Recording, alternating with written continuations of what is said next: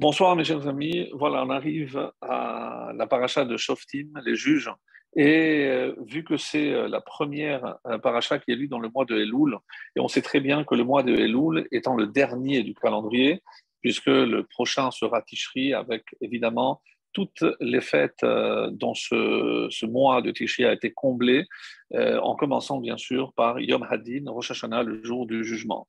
Et si on considère que ce mois de Elul précède justement le jugement de Rosh Hashanah et la sentence finale, puisque comme c'est rapporté, donc Dieu juge à Rosh Hashanah et Chotmin, donc le sceau est donné le jour de Kippour. Donc tout le mois de Elul est en quelque sorte une préparation à ce jugement. Alors, c'est pas anodin que pour nous, notamment les séfarades, on a commencé aussi depuis le début de cette semaine, hier notamment, le lundi, on a commencé la récitation des Selichot. Donc, on augmente des prières. Les Ashkénazes commenceront quelques jours avant Rosh Hashanah, une semaine, 10 jours avant Rosh Hashanah, en fonction de comment ça tombe Rosh Hashanah. Et pourquoi ces 40 jours sont si particuliers? Puisque je rappelle que Moshe Rabbeinu, la troisième fois qu'il est monté au Sinaï, c'était un premier Elul, et il est redescendu la dernière fois, c'était la troisième fois, 40 jours après, donc c'était le 10 Tishri. Et évidemment, le 10 Tishri, c'est le jour de Kippour où on a reçu non seulement l'absolution, donc on a été définitivement pardonné pour la faute du veau d'or, Salarti Kid Valecha, j'ai pardonné comme tu me l'as demandé, et on a reçu les deuxièmes tables, donc ce qui fait qu'on a récupéré enfin la Torah donnée le 6 Sivan. Et on aurait dû recevoir les premières tables le 17 Tammuz, rappelez-vous, donc on n'a pas eu cette chance-là, puisque ces tables ont été brisées par Moshe lorsqu'il a été confronté à ce veau d'or et le peuple juif en train de chanter et de danser autour. Donc, en quelque sorte, donc, le jour de Kippour est pour nous, et resté pour nous, le jour du pardon. C'est comme ça que certains l'appellent, le jour du grand pardon, alors que Kapara veut dire aussi essentiellement nettoyage. Mais pour arriver propre à Rosh Hashanah, à Kippour, bien évidemment, il faut se préparer. Et cette préparation a lieu pendant tout le mois de Elul, qu'on a commencé il n'y a pas si longtemps.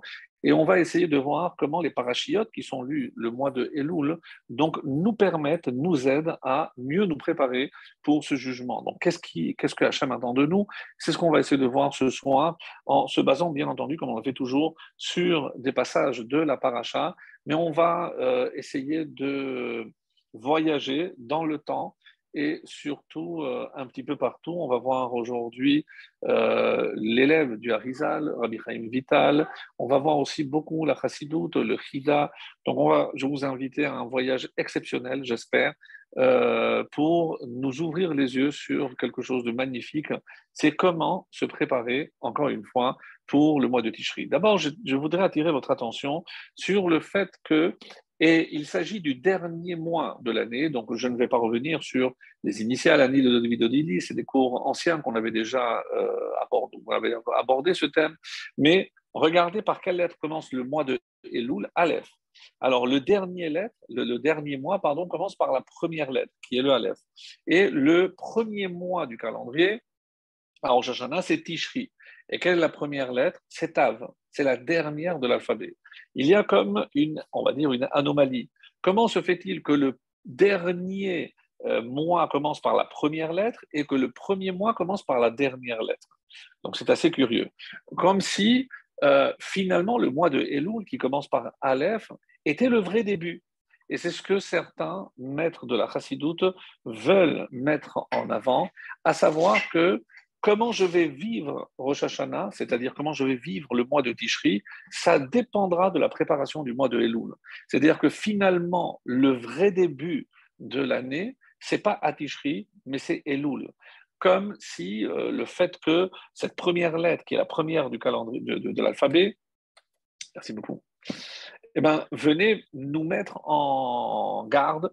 Attention, ne loupe pas le vrai début, parce que le vrai début, c'est ce mois de Elul. Et c'est pour ça que ça commence par Aleph. Et il y a cette phrase que vous connaissez, sauf ma'ase bemachashava techila. C'est-à-dire la fin d'une action et bemachashava techila, elle commence par la pensée.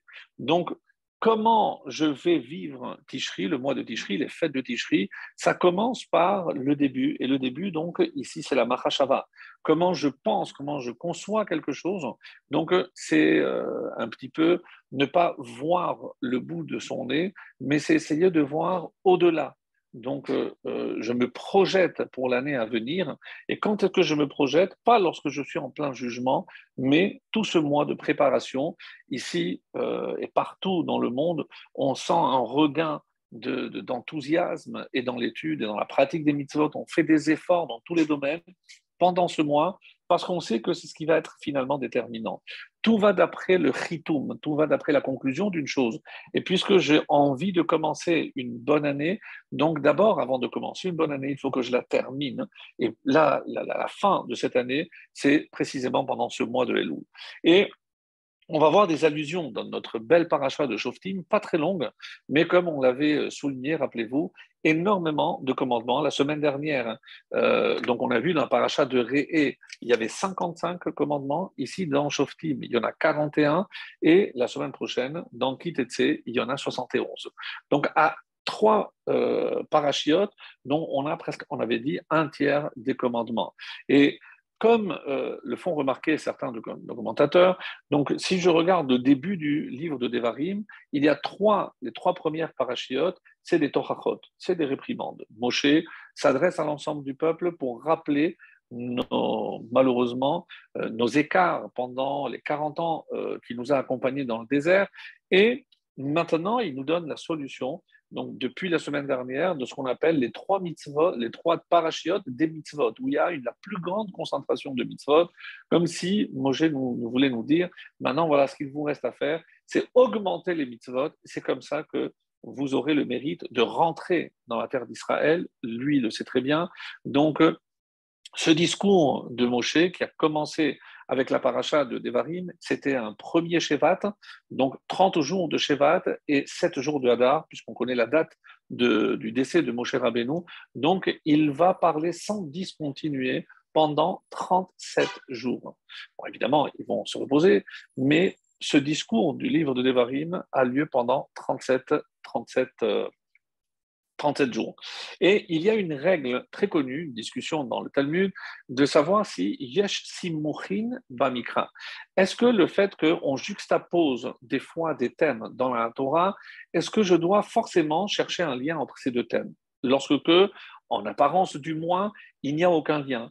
Et nous avons déjà souvent fait remarquer que le fait que la Torah juxtapose certains thèmes nous révèle souvent des enseignements extrêmement précieux. Mais il y a un avis qui dit non. En semuchin batola. Donc, je ne peux pas, c'est pas parce que la Torah a juxtaposé deux thèmes, il les a accolés que je dois forcément déduire d'un pour l'autre. Donc, même d'après cet avis, écoutez bien, cet avis est d'accord pour dire que dans le livre de Devarim, oui, il y a ces moquines. Pourquoi? Parce que comme il n'y a pas eu de discontinuité, il n'y a pas eu de coupure dans les propos tenus par notre maître Moshe, donc depuis le début, donc il a évidemment suivi un ordre très précis, et puisque tout a été récité et dicté dans le même ordre. Donc, même l'avis qui dit qu'il n'y a pas de juxtaposition dans la Torah, eux, ils sont d'accord que dans le livre de Devarim, oui, il y a la juxtaposition. Et je vais vous donner un exemple. C'est qu'on va prendre le début de la paracha, Shofetim Veshoterim, pour gagner du temps, puisque on a beaucoup de choses à voir Bezrat Hashem ce soir. Donc, je vais vous lire directement en français. Donc, Shofetim, c'est des juges, Shoterim, c'est les exécutants. Donc, on va appeler ça les officiers. Tu nommeras pour tes tribus dans toutes tes villes que Hachem, ton Dieu, te donne. Et ils jugeront le peuple selon un jugement équitable. Tu ne te tourneras pas le jugement, tu n'auras pas d'égard pour la personne et tu n'accepteras pas de présent corrupteur. Car le présent corrupteur aveugle les yeux des sages et fausse les paroles justes. La justice, tzedek, tzedek, tirdof, la justice, tu poursuivras, comme nous dit le Rav Bounem de Pshisra. Pourquoi la justice? Un enseignement magnifique qui nous dit que la justice ne peut être obtenue que par la justice, c'est-à-dire la fin ne justifie pas les moyens. Je ne peux pas utiliser des moyens malhonnêtes pour atteindre un but qui, lui, est méritant, exceptionnel. Non, la justice ne peut s'acquérir que par la justice. Tu poursuivras afin que tu vives et que tu prennes possession de la terre que Hachem Dieu te donne. On termine et on attaque. Un autre thème, tu ne planteras pas pour toi d'arbres servant à l'idolâtrie. Lotita lecha ashera kol ha'etz. Quel rapport? Alors, comme il y a ces mouchim, et c'est dans le traité de Avodazara, exactement à la page 52a, qu'est-ce que les Chachamim vont déduire de cette juxtaposition? C'est que celui qui nomme un juge incompétent, c'est comme s'il plantait un arbre pour l'idolâtrie. Donc, une juxtaposition qui fait frémir.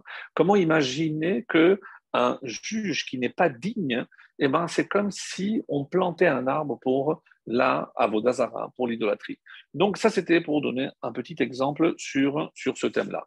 Donc, pour l'instant, donc, ce que nous avons, c'est savoir maintenant quel est le lien avec la période qui est, qui est considérée comme une préparation pour les fêtes de Tishri, et comment je vois ici, dans le début même de cette paracha, le titre même, Shofetim, qu'est-ce que ça veut dire? Pourquoi des juges? Et comme le font remarquer d'ailleurs tous les commentaires, il y a ici une autre anomalie, puisque qui c'est qui nomme les juges? C'est pas moi. Alors, qu'est-ce que ça veut dire, Shofetim Beshotelim? Titenu lachem, vous placerez. Pourquoi Titen lecha? Pourquoi un singulier? Alors, donc, ça, c'est l'une des premières questions. Et on va d'ores et déjà rapporter ce que le Rambam conclut à partir de cette paracha. Quelle est notre obligation? Qu'est-ce que j'apprends de ce passage? Et en effet, Rambam, dans Sanhedrin, nous dit mitzvah ta'aseh. C'est un commandement positif de nommer des juges et des officiers Bechol Medina Omdina ou Bechol Plach Beplach. Donc, dans toutes les villes et dans tous les villages. Bitrilat Kovim Beddin Agadol Bam Migdash, Vehuan Nikra Sanhedria Gedola. Donc, le grand Sanhedrin qui devait être à Jérusalem, forcément, et à l'emplacement du temple. Bechol Shearecha, on apprend qu'il était à la porte du temple. Le grand Sanhedrin, comme vous le savez, constitué de 70 membres, et Titen Lecha, il faut placer un au-dessus, qui était nommé généralement le Nassi, le président du tribunal rabbinique, donc 71 membres qui pouvaient légiférer dans tous les domaines. Dans tous les domaines. Et même on va voir les tribunaux qui étaient inférieurs en nombre, lorsqu'ils avaient un doute, ils se référaient, donc c'était la référence, le Sanhedrin de 71 membres. C'est comme ça que le Rambam va statuer là où il y a plus de 120 habitants, donc ville ou village, peu importe, je dois faire placer un Sanhedria Ketana, donc un petit tribunal. Un petit tribunal par opposition au grand de 71 membres, donc il faut un nombre impair, et bon, après c'est très long, dans la Gemara, on déduit qu'il s'agit de 23 personnes, il faut 23. Veyoshevet Besha'arai, il faut placer ce tribunal à l'entrée de la ville, comme c'est marqué dans le prophète Amos, Vehitzigu Beshar Mishpat. Donc ils seront présents à l'entrée. De là, on apprend que la place du tribunal est à l'entrée de la ville. Et combien sont-ils? 23. Et troisième règle que j'apprends, maintenant pour une ville où il y a moins de 120 habitants, Mahamidim Shelosha Dayanim. Dans ces cas-là, il suffira d'un tribunal de 3 personnes. Et pourquoi le 3? Parce qu'il faut évidemment, il faut minimum 2 pour que ce soit un vrai tribunal, mais pour qu'il y ait des partages, puisqu'il faut une majorité de 2 contre 1, donc on a pris un nombre impair, et c'est la raison pour laquelle on fait 3. Donc, de cette paracha, on apprend l'obligation de nommer des dayanim, des juges, parce que c'est avant toute chose, dans une ville, c'est presque primordial qu'il y ait un tribunal constitué de dayanim honnêtes, droits, qui ne sont pas l'oraléno corrompus, comme nous avons lu dans le début de cette paracha. Alors, il est vrai que ça ne répond pas à notre question. Pourquoi il y a un singulier, Titen Lecha? Pourquoi il s'agit de toi? Est-ce que moi, je peux nommer un tribunal? Certainement pas. Donc, dans un premier temps, et c'est le Al-Shir HaKadosh, donc ce fameux commentaire, qui nous dit Raoui la simlev le omro lecha. Donc, il faut attirer l'attention. Pourquoi dans la Torah, il y a marqué Lecha, Titen Lecha? Pourquoi moi, je dois placer des juges? Je ne suis pas apte ni habilité à le faire. Donc, le mot Lecha, dit le Al-Shir HaKadosh, apparemment paraît superflu. Parce que j'aurais dû dire Shofetim Beshoterim, Titenu Bechol Sha'alecha. Ou Tassimu, vous placerez devant dans toutes les portes. Ça aurait été plus logique. Le Sifte Cohen, un des élèves du Arizal, nous dit Bechol She'arecha. Pourquoi toutes les portes? On vient de dire qu'il y a des nombres, il y a un chiffre minimal pour placer. Pourquoi Bechol She'arecha? Que veut dire cette précision dans le texte, dans toutes tes portes? Alors, il y a également dans un commentaire du Midrash qui s'appelle le Sifri, Minayin Shemematin Beddin Dechol Israël, d'où on apprend l'obligation de nommer des juges dans tout Israël, parce qu'il y a marqué Shofetim Titen Lecha, où que tu sois. Tu ne peux pas vivre dans un endroit où il n'y a pas un tribunal. Minayin Shemematin Shotrim, et d'où je sais qu'il faut aussi des Shotrim, comme on l'a dit, c'est des officiers. Rachid explique de manière magistrale qu'est-ce que ça veut dire. Il faut les juges qui légifèrent, ils établissent des lois, des règles, où ils vont trancher lorsqu'il faudra juger. Mais pour appliquer ce jugement, il faut qu'il y ait évidemment une supervision. Ça, c'est les shotrim. En hébreu moderne, aujourd'hui, les shotrim sont les policiers, ceux qui sont censés appliquer ou faire appliquer la loi établie. Alors, d'où je l'apprends? Parce qu'il y a marqué aussi shoterim titen lecha. Donc, tu ne peux pas habiter dans un endroit où il n'y a pas cet impératif, à savoir y a un tribunal et surtout ceux qui font exécuter cette loi. Magnifique. Donc, de là, j'apprends que, d'abord, dans un premier temps, de quoi parle ici la paracha? C'est de l'obligation de nommer des juges dans chaque ville. À partir, comme Rambam va le préciser, à partir de 120 personnes, 120 habitants. Tout ça, c'est très bien. Mais ça ne répond pas à toutes les questions. Qu'est-ce que ça veut dire Bechol She'arecha? Qu'est-ce que ça veut dire toutes tes portes? Alors, il faudra aller voir un peu plus et essayer de comprendre avant d'aborder la réponse qui est donnée par Rabbi Chaim Vital, qui est cité par le Fida et qui cite aussi le Shlach HaKadosh. Donc, on est ici à un niveau beaucoup plus profond et ce n'est pas le sens simple, bien entendu. Et on va essayer de comprendre, et je vais le faire à travers un exemple. L'exemple, ben, vous allez me dire, ça n'a rien à voir avec la Torah, c'est vrai, mais vous pourrez voir sur Wikipédia, pour ceux qui veulent en savoir davantage, mais comment faire lorsque je sais qu'on va me demander de faire attention à certaines choses, comment je peux prendre des précautions pour ne pas tomber dans la faute. Puisque n'oublions pas qu'ici, Shofetim Veshoterim Titen Lecha, c'est on parle à la personne. Toi aussi, tu dois te mettre des juges. Donc, je dois me juger moi-même, être sévère avec moi-même.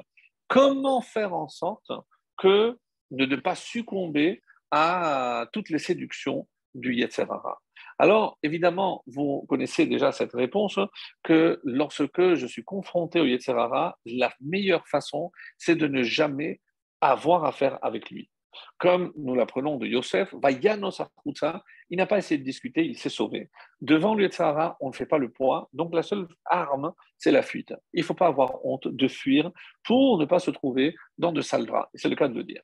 Alors, ce personnage qui est un des pionniers de la publicité moderne, c'est un publicitaire hors pair et vraiment un pionnier. Il s'appelle Claude Clarence Hopkins. Vous pouvez, alors, les dates, il est né en 1866 et il est décédé en 1932, et donc il a vécu il y a 100 ans, lorsque la publicité était à peine connue.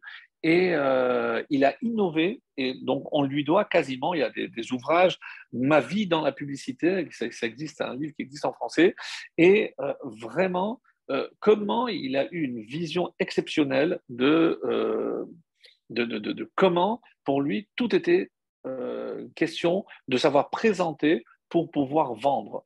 Peu importe ce qu'il faisait, la publicité, c'est peu importe le produit, et un ami à lui est venu lui dire, écoute, il faut absolument que tu m'aides parce que je viens d'inventer un produit. Imaginez, c'est le dentifrice. Et il y a 100 ans. À l'époque, et c'est comme ça qu'il rapporte dans ses ouvrages, il y avait 6% de la population aux États-Unis qui se brossait les dents. 6%. Après sa campagne publicitaire, on est passé à 65%. Imaginez la force, comment il a trouvé le moyen de convaincre quelqu'un qui n'a pas l'habitude, en ouvrant les yeux le matin, de faire ce geste aujourd'hui devenu tellement quotidien, on n'y réfléchit même pas.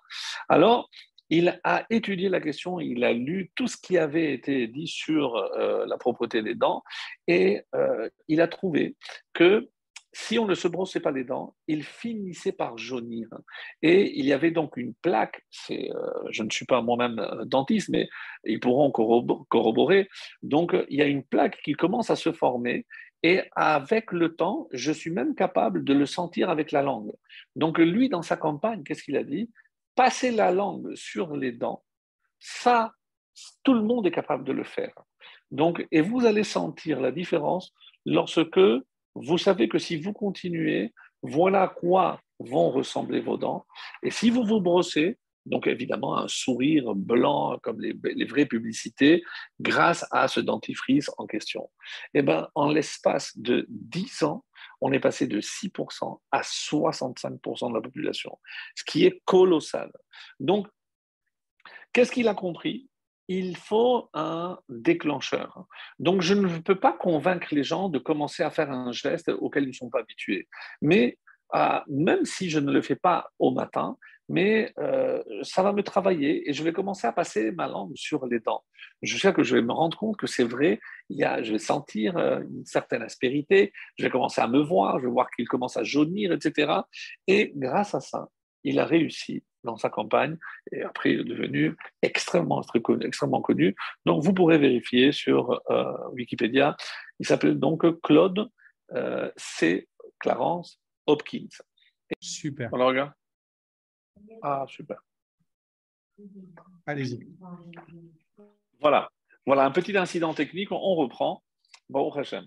Alors, donc, on s'était arrêté donc avec la publicité. Donc, c'était la pause publicitaire, bon, Hachem. Et donc, comment maintenant on va nous apprendre pour nous et de quoi s'agit-il? Alors, pour clarifier, pour que l'on comprenne bien de quoi il s'agit, je vais vous lire donc ce qui est dit au nom du Chida au sujet de cette paracha.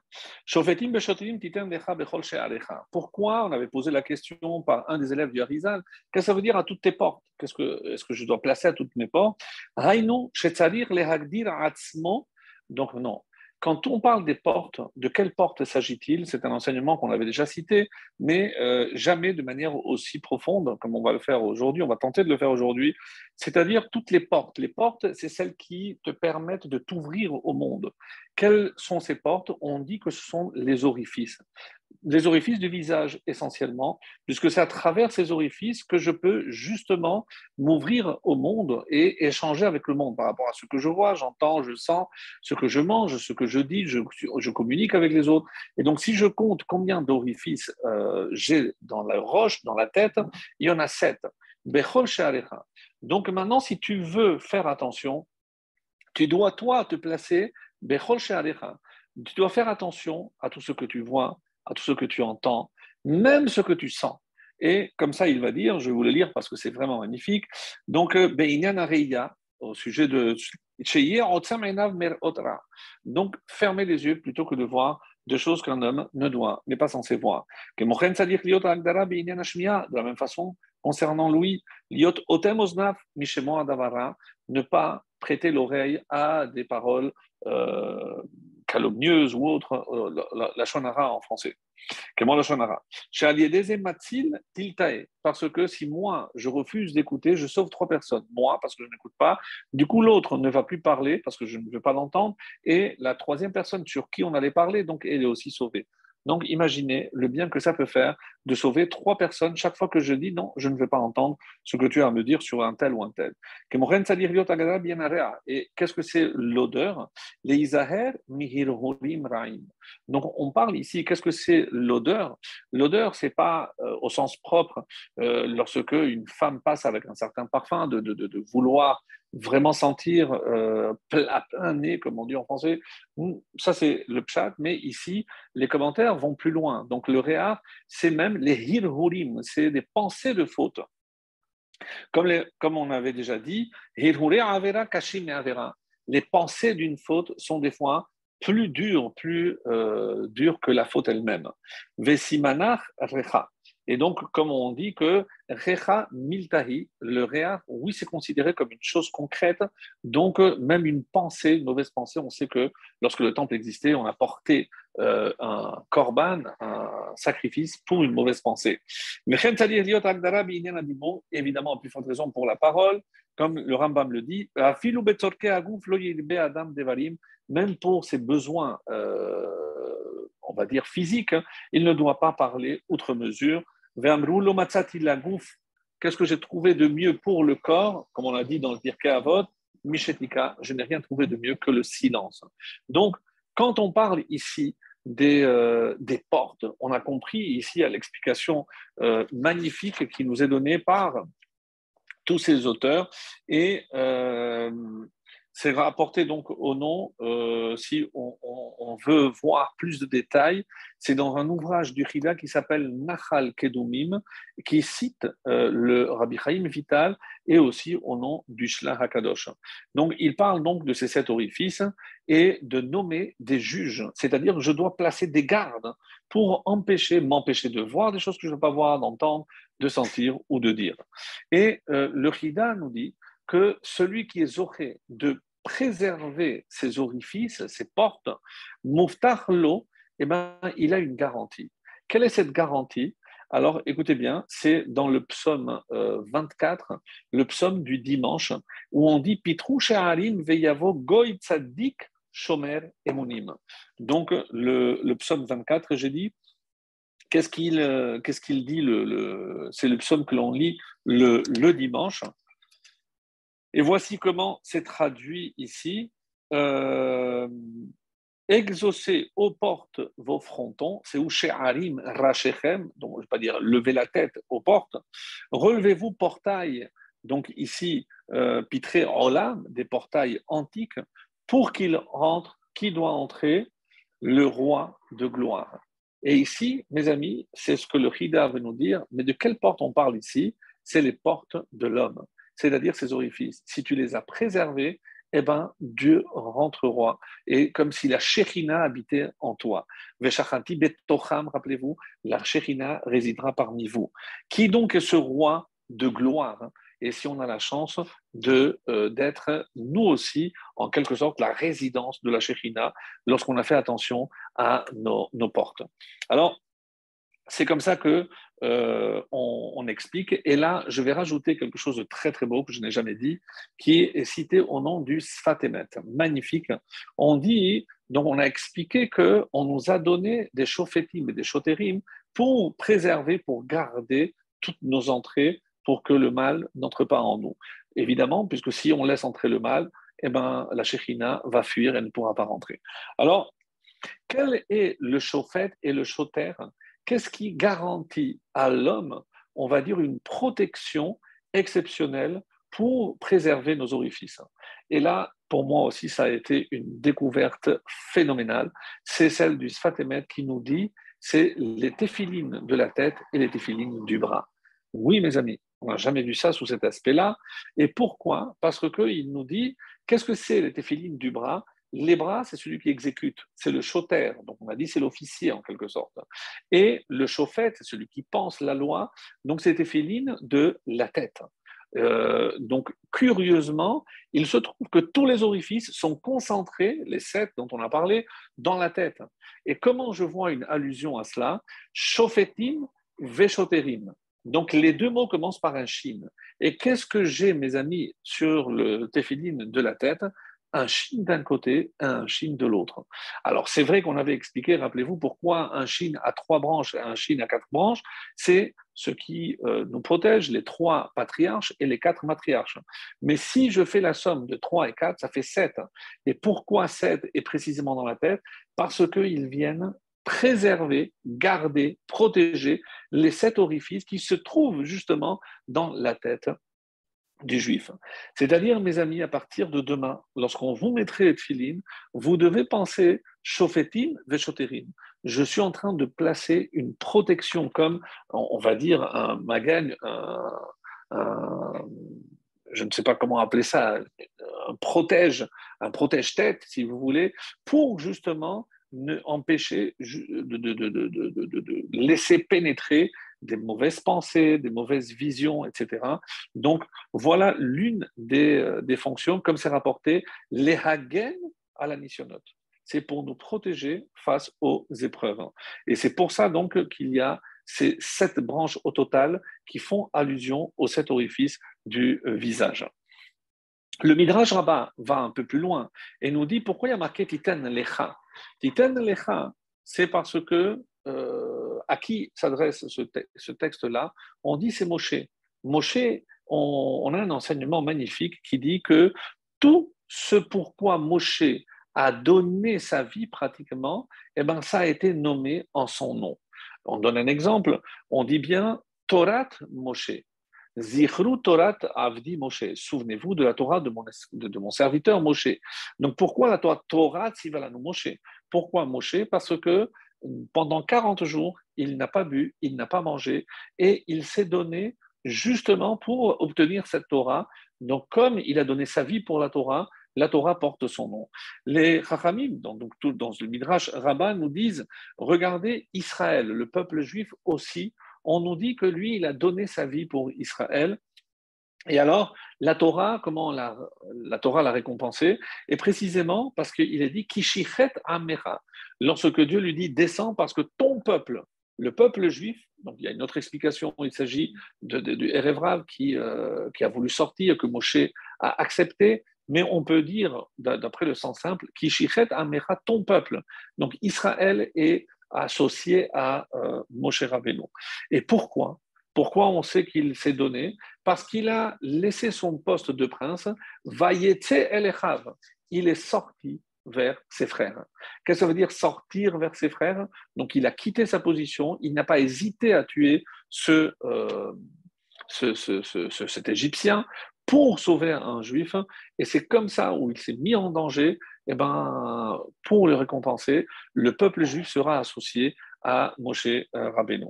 Donc on dit aussi sur quoi d'autre, et c'est là où on arrive à notre paracha, donc où on dit Al-Kiyum Haddin, parce que Moshe a donné sa vie pour la justice.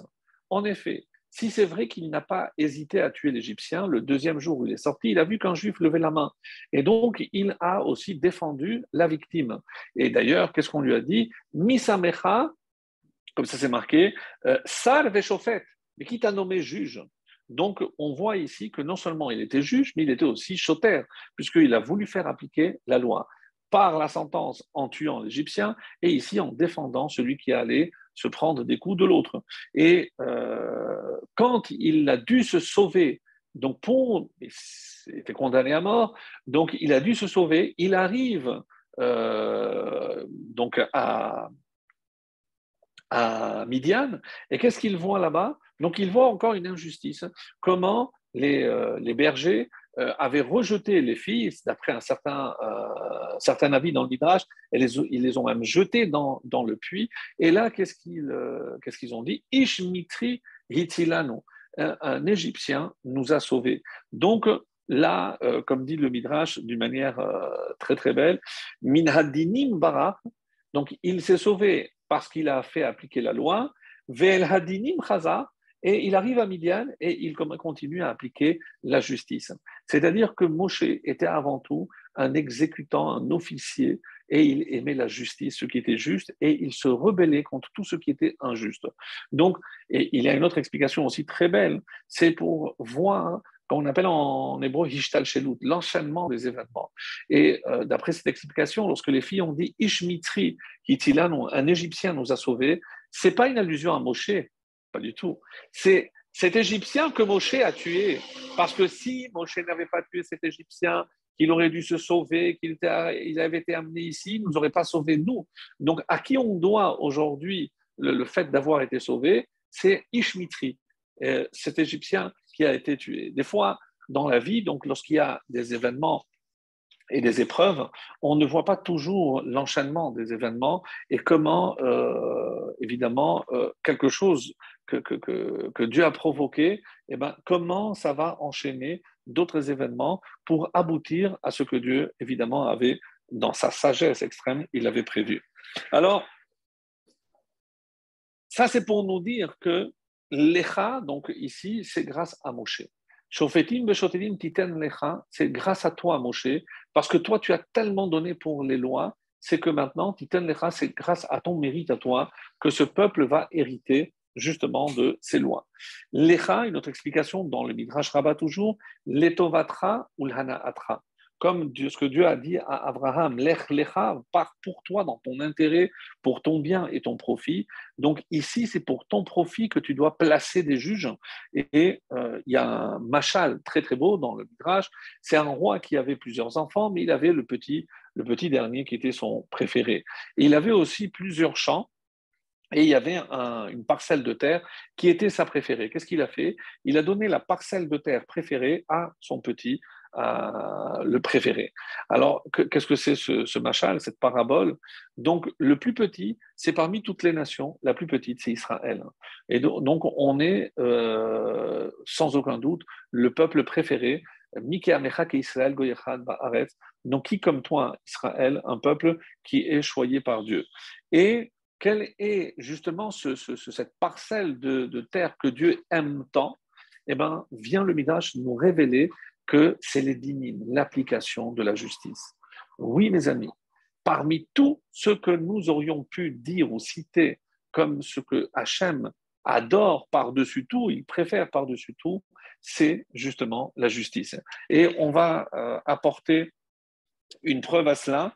Donc, rappelez-vous que l'une des phrases qui va revenir très souvent à Rosh Hashanah, Vehakel hakadosh nikdash bitzdaka, et Dieu qui est saint, par quoi il est sanctifié? Par la tzedaka.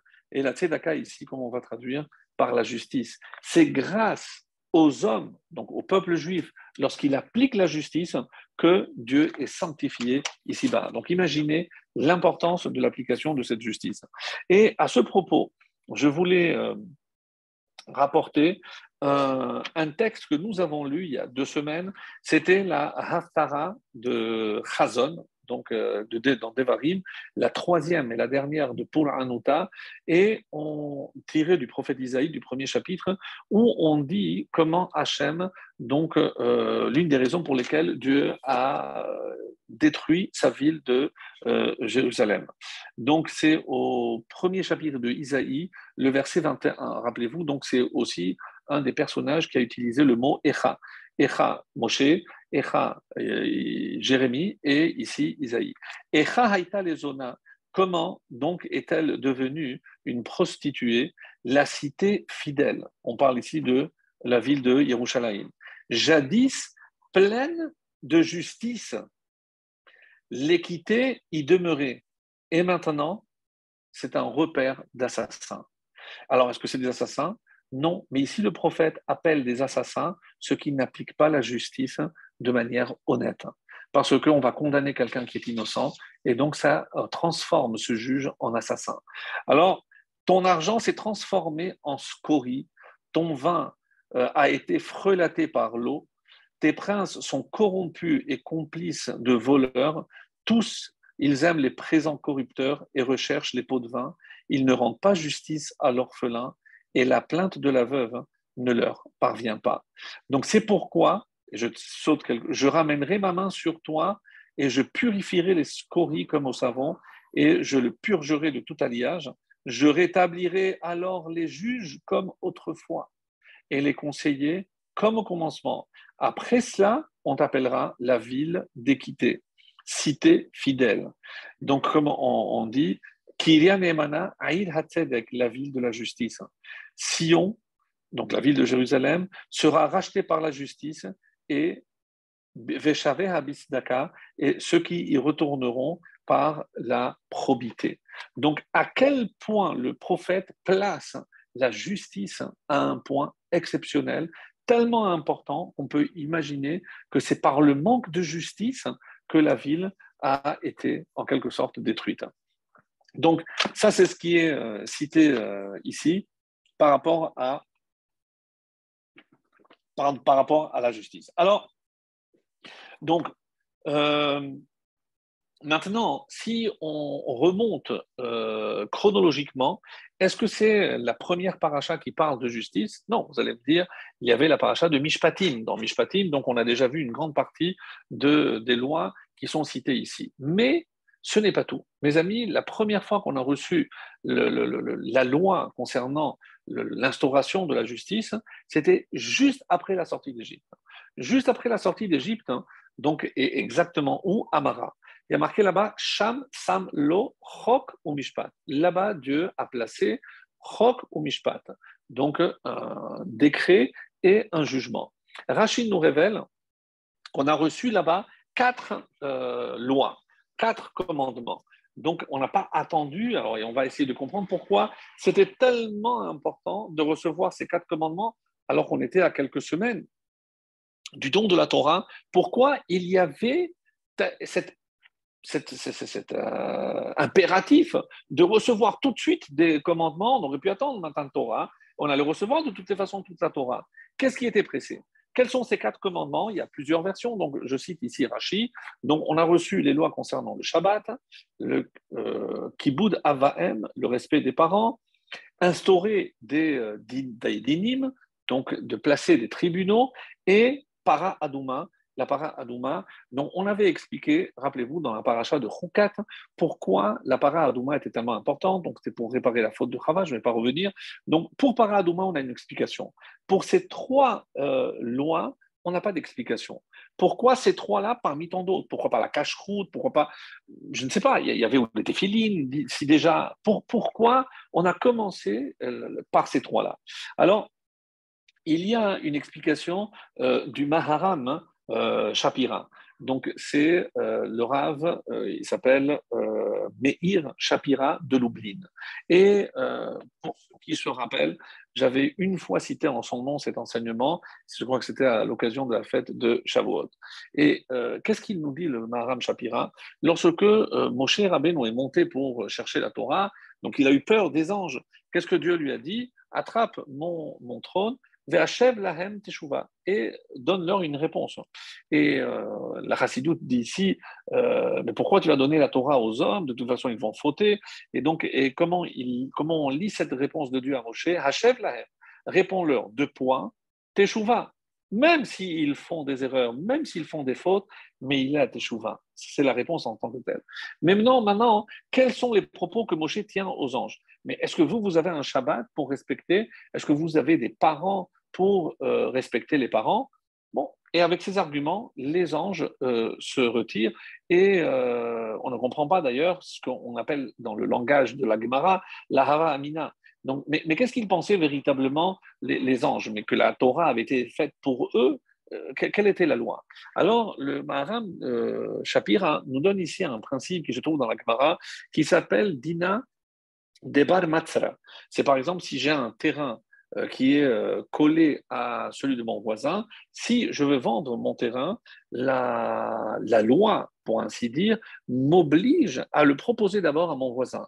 Si je vais vendre mon appartement, je devrais, d'après cela, proposer d'abord à mon voisin. Peut-être qu'il est intéressé. Et pourquoi Bar Matra? C'est celui qui est collé. Alors, d'où on apprend ça de la Torah? La Gemara discute longuement et d'un verset Ve'asita et ta'atov ve'tayasha. Tu dois faire tout ce qui est bien et tout ce qui est droit. De là, on apprend que pour faire tout ce qui est droit et ce qui est bien, je dois d'abord penser à mon voisin avant de penser à un voisin qui est plus éloigné. Donc, et maintenant, dans cette même loi, donc les anges, eux, ça fait 2448 ans qu'on attend, depuis la création de l'homme, qu'on attend que la Torah soit donnée aux hommes. Donc, mais elle était où cette Torah? Elle était auprès des anges. C'est les anges qui étaient les gardiens. Donc, comment Hachem? Maintenant, tu vas la donner aux hommes, mais nous, on est là, on l'a gardée pendant 2448 ans. Donc, d'abord, si tu dois proposer, c'est à nous que tu dois proposer. Alors, ça, c'est la réponse exceptionnelle du Maharam de Shapira. Et il nous dit quel est le personnage qui est encore plus fort que mon voisin. Et alors, on nous dit c'est si j'ai un associé. Donc, si moi, je suis associé avec quelqu'un dans mon terrain, avant d'aller proposer à mon voisin, il est évident que je vais proposer à mon choutaf, à mon associé. Alors, qu'est-ce que Hachem il a dit? Il connaissait l'argument utilisé que les anges allaient utiliser. Donc, qu'est-ce qu'il a décidé de faire? Il a dit, je vais devancer, anticiper. Et donc, sur le Shabbat, il est dit que celui qui respecte le Shabbat, il devient l'associé de Dieu dans la création du monde. Celui qui respecte les parents, puisque ça fait dans la partie des 10 commandements, c'est comme s'il était l'associé, puisque la Gemara dans Kiddushin dit qu'on a trois associés dans la création, le Père, la Mère et Dieu lui-même. Donc j'associe, deviens l'associé de Dieu. Et dinim, celui qui applique la loi, il devient l'associé de Dieu. Et c'est pour ça que le juge est appelé ici-bas Elohim. Donc, parce qu'il représente Dieu ici-bas sur terre, on parle du juge. Donc, maintenant que les anges sont venus, maintenant tu peux leur répondre. Et pourquoi Moshe Rabbeinu a choisi et le Shabbat et le Kibbout d'Avahem?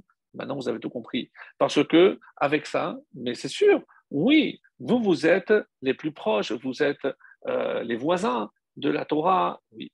Mais nous, on est les associés de Dieu. Donc, s'il doit nous proposer la Torah comme on est les associés, donc nous, on passe, et le choutaf, l'associé, passe avant le voisin. Voilà l'explication merveilleuse de Maharam de Shapira.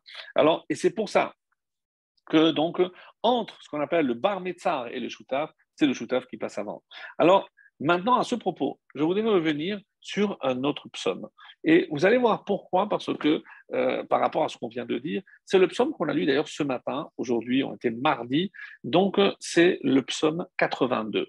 Et Mizmor le Asaf, Elohim nitzav ba'adat kel. Dieu se tient dans l'assemblée divine. Pourquoi?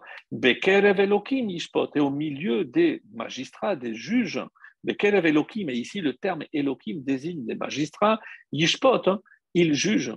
C'est-à-dire que lorsque il y a des juges en bas, Dieu est l'associé de ces juges. Donc la preuve que je voulais apporter. Jusqu'à quand jugerez-vous avec iniquité et prendrez-vous parti pour les méchants? Donc maintenant, la question que pose Mourachamim, c'est pourquoi on a choisi ce psaume? Vous savez qu'il y a toujours un lien entre le psaume qui a été choisi et le jour. Le jour par rapport évidemment à la création. Donc, qu'est-ce qui a été créé le troisième jour? Donc, dimanche, lundi, mardi. Le mardi, le troisième jour de la création. Qu'est-ce qui a été créé le mardi? Le lundi, on sait, c'est la séparation des eaux d'en haut, des eaux d'en bas. Et le troisième jour, l'apparition de la terre. Et on a commencé à voir la terre et l'herbe, donc qui a commencé à pousser. Alors, mais on ne comprend pas très bien quel rapport avec la justice ici. On ne comprend pas. Quel est le lien de juger ici, rendre justice aux faibles, à l'orphelin, proclamer le droit du pauvre, du nécessiteux, assurer le salut du faible. Donc, en quelque sorte, donc, on parle ici de jugement, d'inime, donc tout à fait en accord avec notre paracha. Mais je ne comprends pas quel est le lien avec le mardi. Alors, voici ce qui est expliqué d'après nos maîtres. Quel est le rapport donc entre le troisième jour et la création? Et les Chachamim d'expliquer, c'est que quand il n'y avait que de l'eau, donc quand le monde était que de l'eau, il y avait déjà de la vie aquatique. Comment se passe la vie dans l'eau? Alors, les poissons se mangent entre eux. D'ailleurs, puisqu'on parle de Rosh Hashanah, on va aussi se projeter un petit peu sur Kippour. Et je vous invite à lire le Midrash sur le livre de Yona, sur la Haftarah que l'on fait à Mincha, où Yona donc, a refusé d'aller prophétiser à Ninive parce qu'il ne voulait pas que ça soit, comme l'explique nos Chachamim, une accusation pour Israël, en sachant que s'il allait les avertir, donc c'est vrai qu'ils allaient faire Teshuvah, donc il a préféré sortir d'Israël parce que comme ça, il ne pouvait pas exercer sa prophétie. Et quand il est dans le bateau, pourquoi Dieu ne fait pas n'envoie pas je ne sais pas moi, un raz-de-marée ou un vent terrible et amène le bateau directement à Ninive. Donc, si tu veux te sauver, je t'amène. Donc, il a fallu qu'il soit jeté dans l'eau, qu'un poisson l'avale. Et d'après le Midrash, c'est un poisson où il voyait à travers les yeux, donc c'était comme des vitres, comme un sous-marin, et il voyait la vie aquatique. Quel était le message? On dit, regarde à quoi ressemble la vie sous l'eau dans la mer. Donc tu vois les grands poissons qui mangent les petits qui grandissent. Et il y a un qui mange et qui laisse les autres sans manger. Il n'y a pas de justice, il n'y a pas d'ordre. Sous l'eau, il n'y a pas de justice. Est-ce que tu crois que c'est pour cette raison que j'ai créé la terre? Maintenant, on commence à voir. Si Dieu a obligé l'eau à laisser apparaître la terre, c'est parce que maintenant que la terre apparaît, je veux que sur la terre, il y ait de la justice, contrairement à l'eau. Et on comprend également très bien maintenant la punition, pourquoi Dieu a puni la génération de Noir par l'eau. Parce que vous, c'est vrai qu'ils ont fait beaucoup de fautes, mais quelle est la faute qui a déclenché la sanction finale? C'est le Gezel, comme dit Rachid. Hamas, c'est le vol. Lorsque il n'y a plus de respect, tout est à moi, je prends ce que je veux, il n'y a pas de justice. Alors, si vous n'avez pas de justice, alors je vous ramène à la création lorsqu'il n'y avait pas de justice, c'est-à-dire lorsqu'il n'y avait pas de terre. Et qu'est-ce qu'il y avait de l'eau? Donc, Dieu a envoyé de l'eau. Donc, en hébreu, il y a un terme, andral moussia. C'est, on va dire, un désordre parfait. No man's land, donc il n'y a pas de justice, c'est le désordre total. Donc, Dieu les a punis, mida keneged mida. Maintenant, je comprends que ce jour-là, donc pourquoi apparaît maintenant, ça j'ai trouvé que c'était très beau comme explication, Taché haaretz déché. On sait que Dieu a créé le monde sur quels sont les piliers sur lesquels Dieu a créé le monde. Donc on dit Gimilut Hasadim, la bonté, la Avoda, donc le service divin, et la Torah. Mais à la fin du premier chapitre de Pirkei Avot, qu'est-ce qu'il a dit? Sur quoi maintenant le monde tient? Donc ça c'est pour ce qui a permis sa création. Maintenant sur quoi le monde tient? Al-Haddin, donc sur la justice, Ha-Emet, donc la vérité, et le Shalom et la paix. Mes amis, si je prends maintenant les initiales du mot Din, Shalom et Emet, ça donne Din, Dalet, Shin, Aleph, le mot déchet. Donc, Taché Haaretz, déchet, que la terre fasse pousser. Nous, on a toujours lu l'herbe, mais il se trouve que dans le mot déchet qui veut dire herbe, c'est les initiales de din, la justice, la vérité, et le shalom, la paix. C'est-à-dire maintenant que j'ai créé la terre par opposition à l'eau, et c'est pour ça que le troisième jour, qu'est-ce que la conclusion de la création? Pa'amaim kitov, c'est deux fois bon. Pourquoi? Parce que maintenant il y a la terre, maintenant il y a la justice, et ça c'est bien. Tant que c'est de l'eau, le monde ne connaît pas de justice, ça ne peut pas être quelque chose de bien. Je trouvais que c'était quelque chose vraiment de magnifique. Comment dans les lettres, les Chachamim arrivent à trouver des choses impressionnantes. C'est vraiment incroyable, vraiment incroyable. Alors, maintenant, toujours le Sfat Emet nous donne ici un enseignement magnifique. Alors, j'ai bien peur que je ne pourrai pas tout dire, hein, tout ce qu'on a prévu de dire, mais voilà, Baruch Hashem, on avance et on essaye de faire le maximum. Alors, le Sfat Emet qu'on a déjà cité nous dit qu'il y a une seule chose dont la Torah me demande de m'éloigner. Alors c'est vrai que les Chachamim vont imposer beaucoup de restrictions, ce qu'on appelle les harchakot, comme par exemple toutes les règles qui régissent lorsque la femme est nida, je ne peux pas m'approcher, toutes les interdictions qui découlent du fait de créer un éloignement et éviter le rapprochement. Donc ne pas se passer les choses dans les mains, etc. C'est des harchakot. C'est vrai que ce n'est pas dans la Torah. Les harchakot, c'est des rabbanan. Mais il y a une chose, une seule, qui est dicté par la Torah, c'est quoi? Eh ben, c'est midevar sheker tichak. C'est s'éloigner du mensonge. La seule chose, si vous posez une colle à quelqu'un, de, de quoi la Torah m'ordonne de m'éloigner? Il y a une seule chose dans toute la Torah, c'est le Sefat Emet qui nous dit, c'est du mensonge. Je dois m'éloigner complètement du mensonge. Et comment il va lire maintenant dans notre paracha Tzedek, Tzedek, Tirdov, la justice, il va voir ce que Unkelos, le Targum en araméen, et le Targum en araméen, qu'est-ce qu'il dit? Kushta, kushta, tarif. Qu'est-ce que ça veut dire kushta? Kushta, c'est la vérité, tu dois poursuivre. Donc nous avons les opposés. On doit s'éloigner au maximum du mensonge et se rapprocher de la vérité, poursuivre la vérité. Alors pourquoi? Parce que c'est la base de tout. Et n'oublions pas que nous sommes dans un monde qui est régi par le sheker, Alma des Shikra. Pourquoi? Parce que tout a commencé par un mensonge. Lorsque le serpent, Yetzerara, appelez comme vous voulez, est allé voir Chava, qu'est-ce qu'il lui a dit? Ah, tu sais pourquoi Dieu ne veut pas que tu manges? Parce que le jour où tu mangeras, tu vas devenir comme Dieu. Et d'où il tient, lui, ses pouvoirs, c'est parce que lui, il a mangé. Et c'est le monde a commencé par un mensonge. Et c'est pour ça que c'est en ce jour-là où on a écouté un mensonge. Voilà, ouais, le serpent a poussé la femme, Chava a touché, n'a rien eu, et donc toute la dégringolade s'en suivra. Tout a commencé par un mensonge. Donc la force du Yetzerara, mes amis, c'est le mensonge. Et c'est pour ça que la vérité, Tirdof, l'éman pirché, pour que tu vives, parce que le Olam Haemet n'est pas ici, la vérité absolue, on la découvrira dans le monde futur. Et celui qui explique ça d'une manière magistrale, c'est le Rav Dessler, dans le tome 4.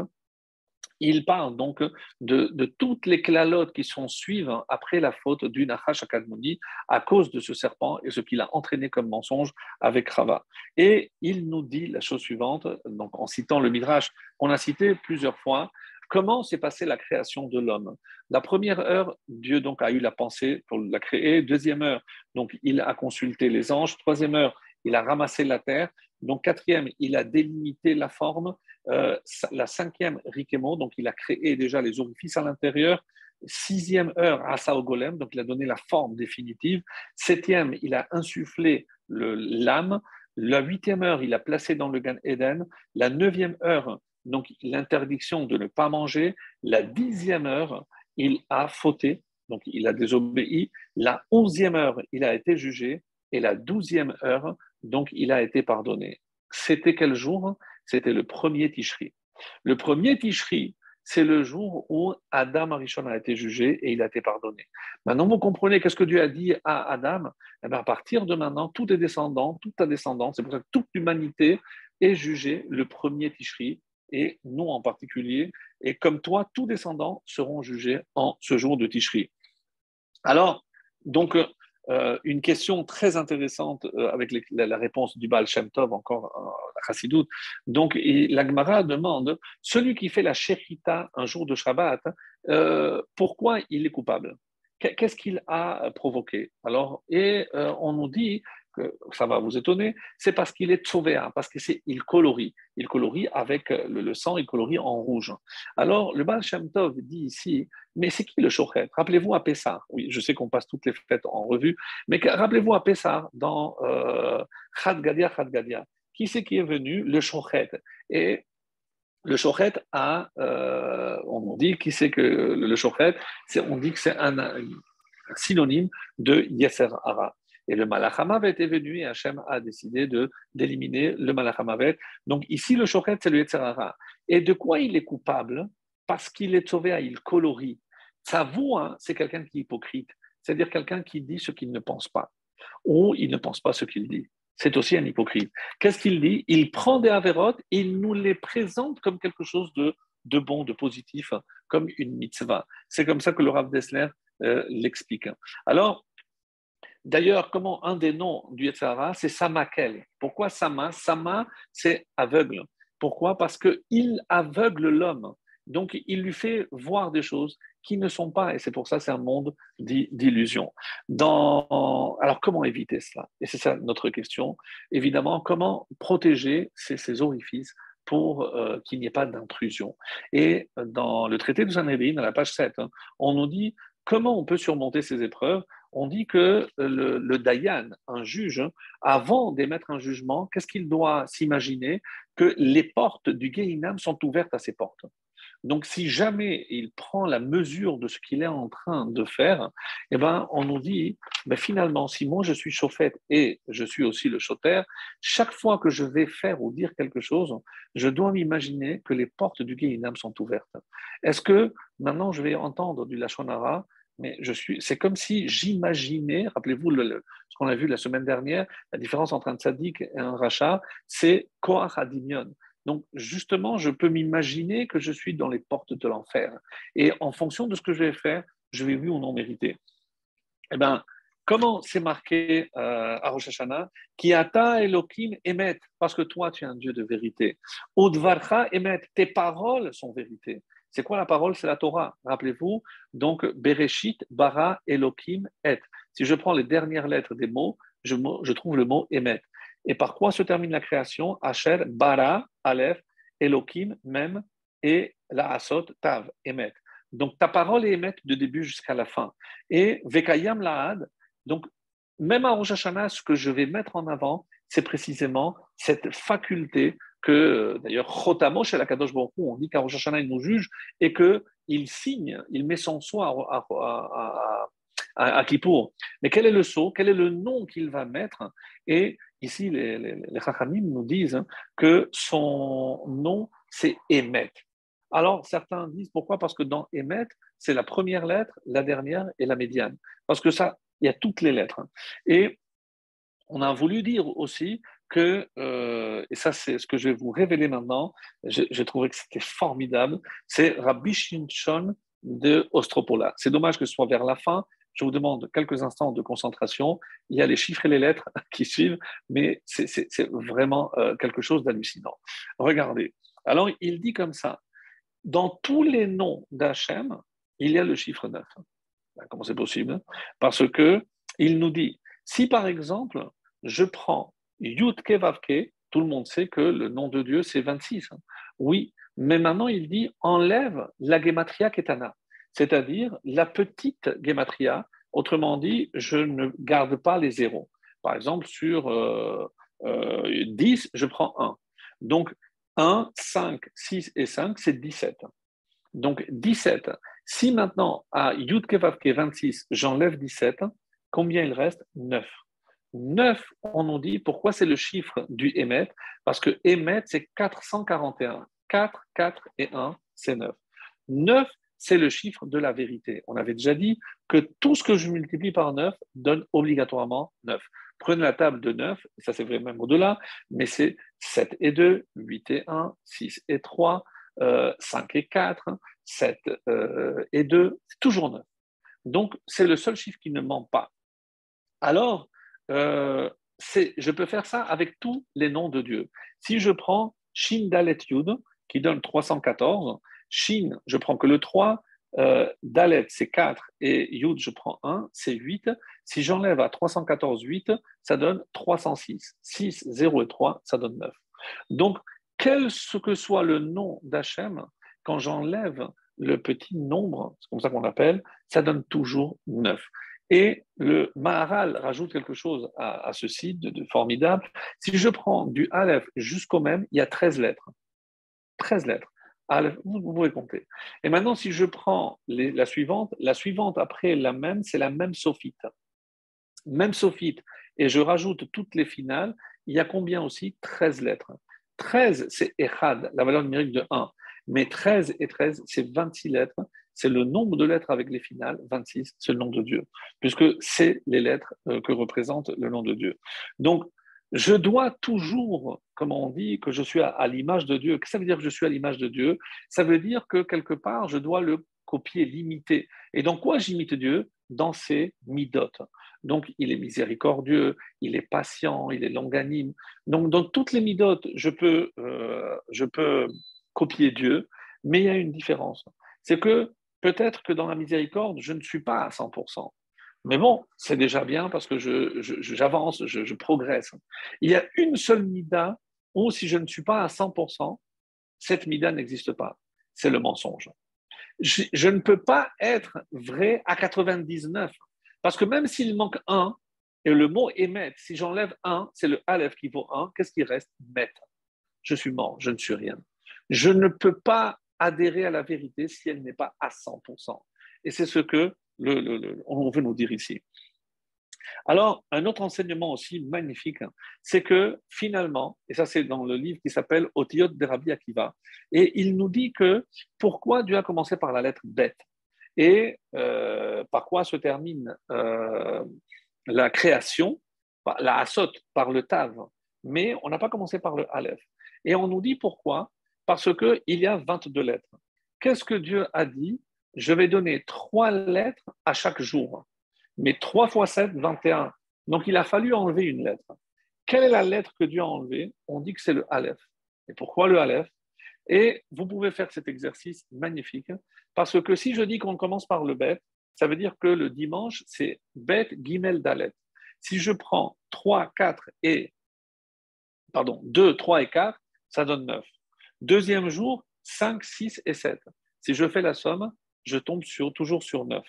Et je peux faire ça les 7 jours de la création, les 3 dernières lettres, 200, 300 et 400, ça fait 2, 3 et 4, ça fait 9. Donc, quand je commence par la lettre bête, tous les jours de la création, c'est placé sous le signe du 9. Or, si j'avais commencé avec le Aleph, 1, 2 et 3, c'est 6. Et 6, c'est la valeur numérique du mot sheker, qui veut dire mensonge. C'est-à-dire, quand Dieu me demande de m'éloigner du mensonge, lui me donne l'exemple. Dans la Torah, même lorsqu'il a décerné des lettres à chaque jour, il a fait en sorte que chaque jour, grâce aux lettres qu'il a décernées, eh ben, on tombe sur le chiffre 9. Et sachez, mes amis, puisque on est dans les préparatifs de Rosh Hashanah, de cette nouvelle année, il y a 4, nous disent les Chachamim, qui ne reçoivent pas la Shekhinah. Et quels sont ces 4? On se rappelle, parce qu'il y a un moyen mémotechnique, Chashmal. Chashmal, aujourd'hui, c'est l'électricité. Chashmal, les Chanoufim, les flatteurs. Et Shin, c'est les chakranim, ceux qui profèrent des mensonges. Mais ça, même Mesapré la Shonara, ceux qui racontent des calomnies, et Lamed, les tzanim, les moqueurs. Donc, toutes ces personnes ne reçoivent pas la Shekhinah. Donc, maintenant, si je dis à quoi je dois m'attacher en cette veille de préparation, en préparation de Rosh Hashanah, comment je peux me préparer, comment je dois faire? Eh bien, prendre sur moi quelque chose que je peux réaliser. Et c'est ainsi que le Rav Koutler donc, nous rapporte cette histoire que le Satan vient parce que si jamais je mens, quand arrive Rosh Hashanah, il dit ne l'écoute pas, même tout ce qu'il va te promettre pour l'année à venir, c'est un menteur. Voilà tout ce qu'il t'a dit qu'il a fait, je te montre que c'est un menteur. Et il connaît un rayon, le Yetzer Hara, dans le mensonge, puisqu'il a commencé l'histoire en nous déviant justement par le mensonge. Le Rav Chaim Kanievski Zechet Tzadik Livracha a écrit un livre qui s'appelle Orchot Yosher. Et il commence par les valeurs. La première valeur dont il parle, c'est le Emet.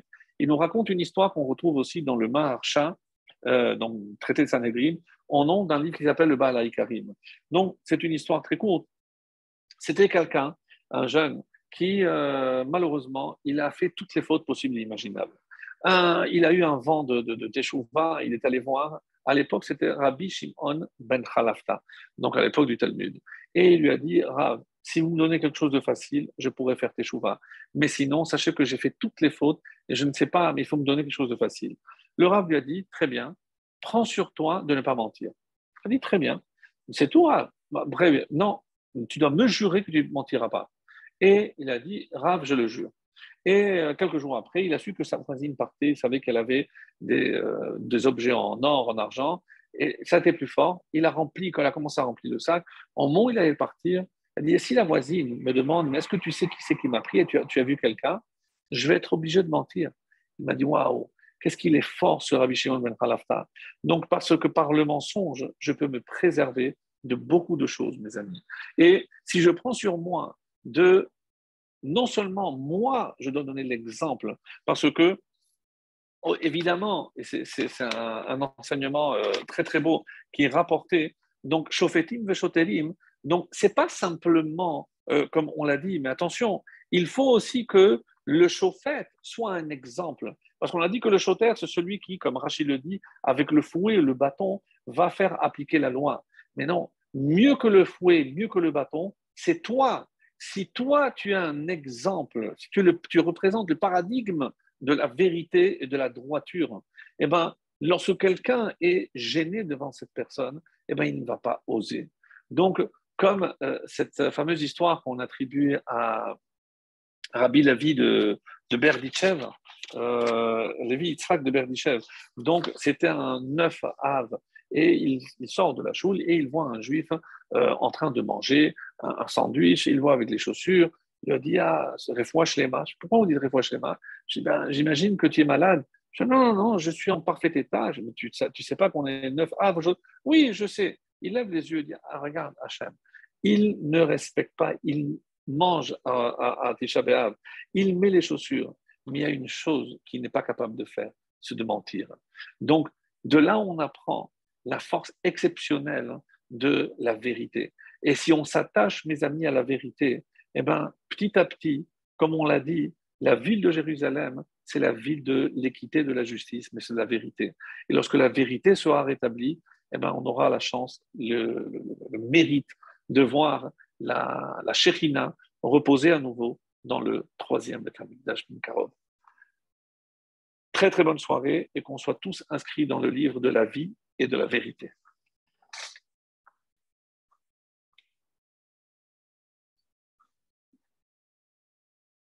Voilà, si je ne sais pas maintenant s'il y avait des questions. Euh, Si vous avez des questions, alors comme notre ami n'est pas là, donc je suis navré. Donc si vous avez écrit des questions, je ne les ai pas vues. Euh, Il y a des questions peut-être qui ont été dans la discussion. Non, non. Donc voilà, mes amis, il me reste à vous souhaiter donc une très très bonne soirée et Bezrat Hashem, à très bientôt.